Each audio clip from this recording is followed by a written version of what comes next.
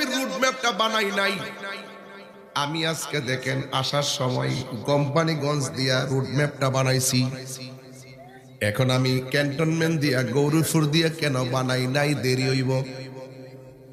তাহলে আমার আল্লাহ অন্য নবীর উপর দিক দিয়ে রুট ম্যাপটা না বানাইয়া মুসা নবীর রওজার উপর দিক দিয়ে কেন রুট ম্যাপটা বানাইছে? একটা কারণ, এই মুসা নবীর আমার আল্লাহ দেখাইয়া দিলেন, মুসা রে তুমি দেখা করতে চাইছো, আমি আল্লাহ দেখা দেই না। এখন তুমি তাকায়া দেখো কালিমুল্লাহ কারে কয় আর হাবিবুল্লাহ কারে কয়। আরে কোন মানুষ হবে কিভাবে? আরে মানুষ তো পড়ে, সাহাবী তো পড়ে, কোন নবীর সঙ্গেই তো নবীর তুলনা হয় না। আর আপনি এসেন আমার মতন মানুষ, কি বলেন আপনারা?